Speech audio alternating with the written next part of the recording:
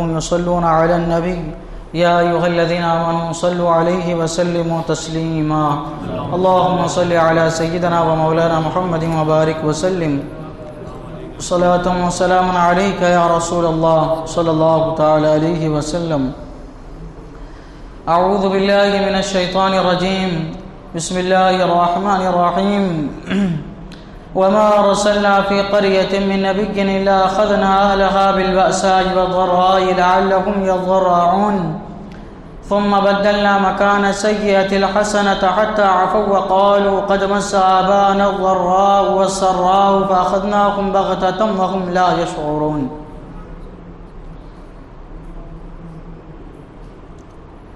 اور نہ بھیجا ہم نے کسی بستی میں کوئی نبی مگر یہ کہ اس کے لوگوں کو سختی اور تکلیف میں پکڑا کہ وہ کسی طرح زاری یعنی عاجزی گریہ و زاری کرے. پھر ہم نے برائی کی جگہ بھلائی بدل دی یہاں تک کہ وہ بہت ہو گئے اور بولے بے شک ہمارے باپ دادا کو رنج و راحت پہنچے تھے تو ہم نے انہیں اچانک ان کی غفلت میں پکڑ لیا. اللہ تعالیٰ نے اس سے پہلی والی آیتوں میں انبیاء کرام علیہم الصلاۃ والسلام کا ذکر فرمایا، بہت سارے انبیاء کا ذکر فرمایا اور اللہ تعالیٰ نے تفصیل کے ساتھ ان کا ذکر فرمایا کہ میں نے ان نبی کو ان بستی کے والوں کے پاس بھیجا، انہوں نے تبلیغ کی لیکن انہوں نے ان کی بات نہیں سنی اور اللہ تعالیٰ نے ان کو عذاب میں پکڑا. ایسے اللہ تبارک و تعالیٰ نے کئی سارے انبیاء کا ذکر فرمایا، ان کے حالات کا ذکر فرمایا، ان کی امت کا ذکر فرمایا، ان کے اوپر جو عذاب نازل کیا گیا اس کا ذکر فرمایا. لیکن انبیاء کرام کم و بیش 1,24,000 ہوئے تو سب کا ذکر نہیں فرمایا، چند ہی کا ذکر فرمایا.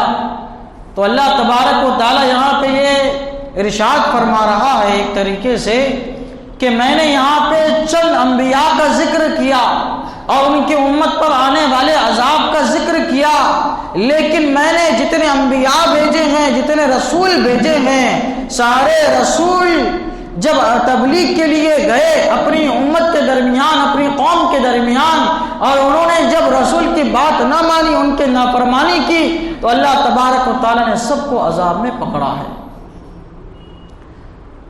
حضور صلی اللہ تعالیٰ علیہ وسلم سے پہلے جتنے انبیاء کرام علیہ الصلاۃ والسلام تھے، جب ان کی قوم گستاخی کرتی تھی، اپنے نبی کی نافرمانی کرتی تھی، تو اللہ تعالیٰ ان کے اوپر عذاب نازل فرما دیتا تھا. لیکن قربان جائیے ہمارے حضور صلی اللہ تعالیٰ علیہ وسلم کی ذات گرامی پر اور آپ کی رحمت پر کہ جب سے آپ کا نزول ہوا، جب آپ مبعوث ہوئے، تو اللہ تبارک و تعالیٰ نے اپنی حضور صلی اللہ تعالیٰ علیہ وسلم کی امت پر سے عذاب کو اٹھا لیا. اب پہلے کی طرح عذاب اس امت پر نہیں آئے گا. یہ حضور صلی اللہ تعالیٰ علیہ وسلم کا صدقہ ہے. اللہ تعالیٰ فرماتا ہے وَمَا كَانَ اللَّهُ لِيُعَذِّبَهُمْ وَأَنْتَ فِيهِمْ، اے میرے محبوب جب تک آپ ان کے درمیان جلوہ افروز ہیں میں ان کے اوپر عذاب نازل نہیں فرماؤں گا. جب حضور صلی اللہ تعالی علیہ وسلم کا صدقہ کہ ہمارے اوپر پچھلی قوموں کی طرح عذاب نہیں آتا ہے. الغرض یہ کہ اللہ تعالیٰ فرماتا ہے کہ میں 2 طریقوں سے آزماتا ہوں. پہلا طریقہ یہ ہے کہ جب کوئی نافرمانی کرتا ہے، اللہ تعالیٰ سے دور ہو جاتا ہے، تو میں اس کو سختی میں ڈال دیتا ہوں، تکلیف میں ڈال دیتا ہوں، پریشانی میں مبتلا میں اس کو کر دیتا ہوں. آفتیں بلائیں اس کو گھیر لیتی ہے، چاروں طرف سے مصیبتیں اس کو گھیر لیتی ہیں. پہلی آفت یہ آتی ہے آزمائش، ایک طریقے کی تکلیف، یہ عذاب ہوا کرتا ہے.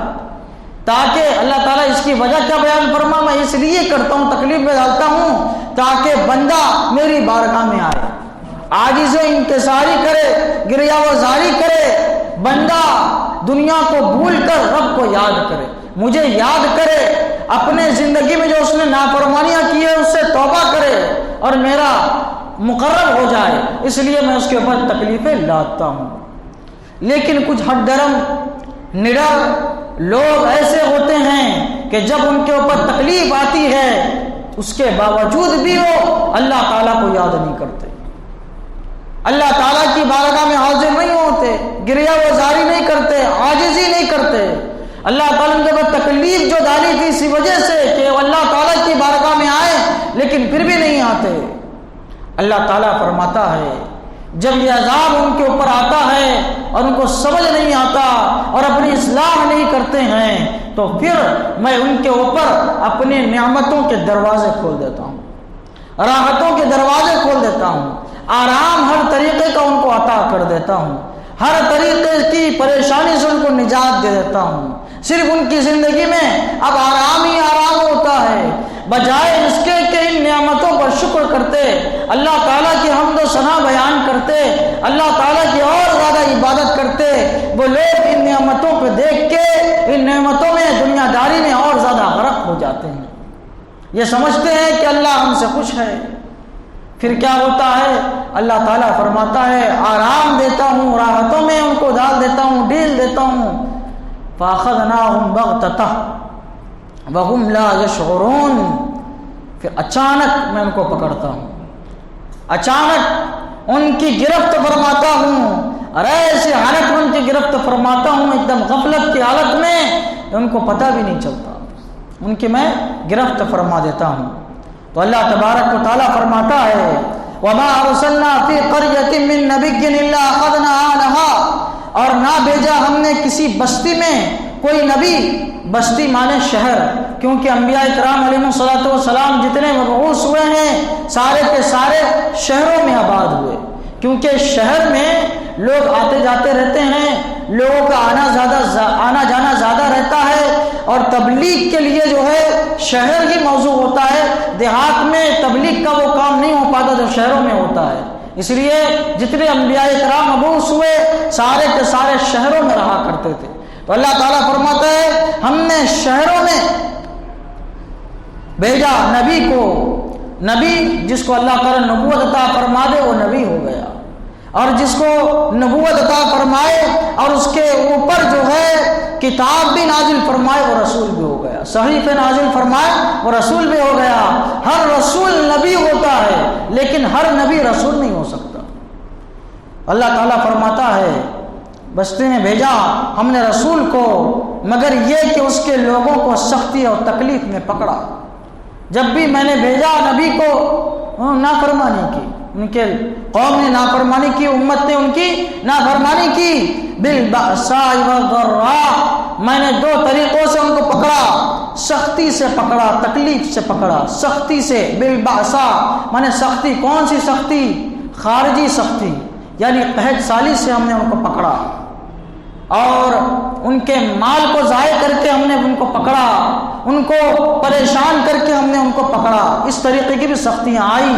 اور ذرا تکلیف سے ان کو پکڑا، یعنی ان کو بیماریوں نے ان کو گھیر لیا، دماغی طور پہ وہ پریشان حال ہو گئے، ان کو جو جسمانی تکلیف اللہ تبارک و تعالیٰ نے دی اس کے بارے میں فرمایا ذرا نقصان کے ذریعے ہم نے ان کو پکڑا۔ یہ کیوں اللہ تعالیٰ نے کی گرفت فرمائی؟ لعلہم یضرعون، تاکہ وہ اللہ تعالیٰ کی بارگاہ میں آئے، حاضر ہو، گریہ و زاری کرے اور اپنے گناہوں سے معافی طلب کرے۔ یہ پہلی چیز ہے کہ ان کو اللہ تعالیٰ نے سختی ان پر مسلط کی۔ ثم بدلنا مکان السیئۃ الحسنہ، لیکن نہیں مانے تو فرماتا اللہ تعالیٰ پھر ہم نے برائی کی جگہ بھلائی بدل دی، برائی کی جگہ میں بھلائی بدل دی، یعنی ان کے بدحالی کو خوشحالی میں بدل دیا۔ حتی عفوا وقالوا قد مس آباءنا الضراء والسراء، یہاں تک کہ وہ بہت ہو گئے، خوشحالی میں کیا ہو گئے؟ بہت، ہر طریقے کی فراوانی ان کو نصیب ہوئی۔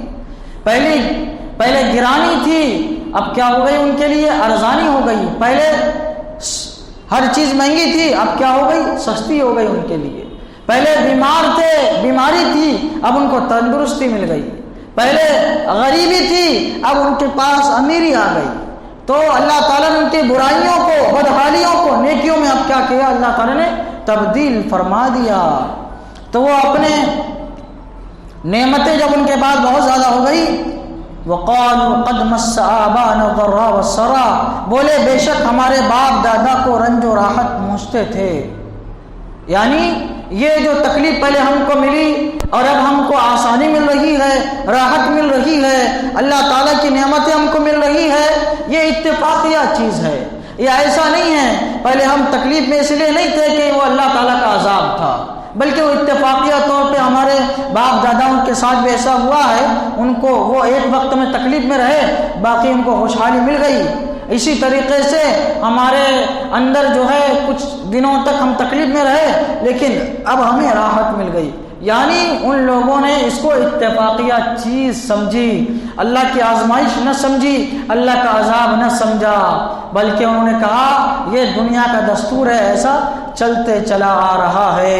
اللہ کا شکر کرنے کے بجائے انہوں نے اور زیادہ سرکشی کی۔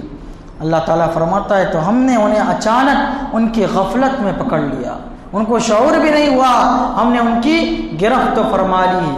تو حضرات گرامی، یہ تو پچھلی قوموں کا اللہ تعالیٰ نے تذکرہ فرمایا ہے، لیکن ہمارے لیے بھی اس میں درس عبرت ہے، ہمیں بھی تکلیفیں پہنچتی ہے، کبھی کبھی ہم بہت زیادہ پریشان حال ہو جاتے ہیں، تو یہ سمجھیے کہ اللہ تعالیٰ کی طرف سے آزمائش ہے کہ اللہ تعالیٰ ہمیں اپنی بارگاہ میں بلانا چاہتا ہے۔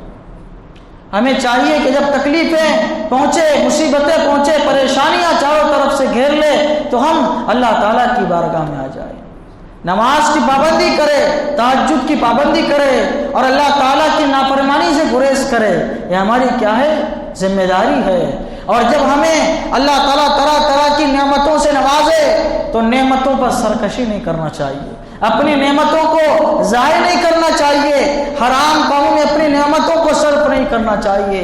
جب انسان کے پاس مال و دولت آ جاتا ہے اور ان کی فراوانی ہو جاتی ہے تو انسان اپنے مال و دولت کو غیر شرعی کاموں میں زیادہ صرف کرتا ہے، اللہ تعالیٰ کی راہ میں خرچ کرنے کے بجائے اپنے مال کو حرام کاموں میں لگاتا ہے۔ جب اللہ کی راہ میں خرچ کرنے کی باری آتی ہے سوچتا ہے، پیچھے ہٹتا ہے، حرام کاروں میں بے دریغ جو ہے خرچ کرتا ہے، تو یہ بھی کیا ہے؟ اللہ تعالیٰ کی طرف سے ڈھیل ہوا کرتی ہے۔